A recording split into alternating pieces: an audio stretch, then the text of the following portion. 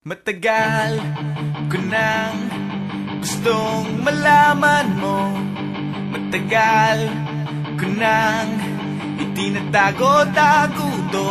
Nahihiyang magsalita at umuurong aking dila. Pwede bang bukas na ipagpaliban muna natin to? Dahil kumukuha lang ng tiyempo upang sabihin sa'yo mahal kita, pero di mo lang alam.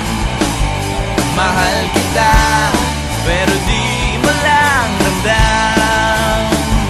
Mahal kita, kahit di mo na ako tinitignan. Mahal kita, kahit di mo lang alam.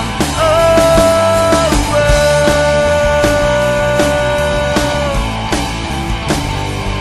matagal ko nang gustong sabihin to. Matagal ko nang gustong aminin sa'yo. Sandali, eto na, at sasabihin ko na nga. Ngayon na, mamaya, o baka pwedeng bukas na. Dahil kumukuha lang ng buwelo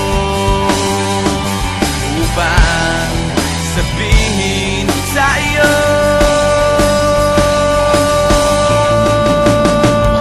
mahal kita, pero di mo lang alam.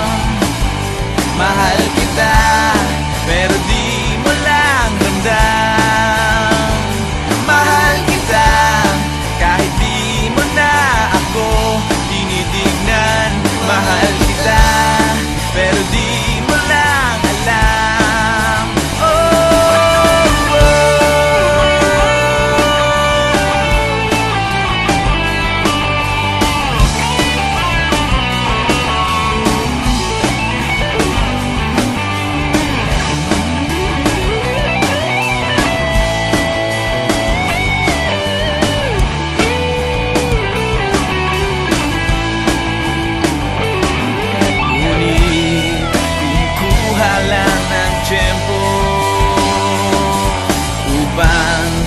Sabihin sa iyo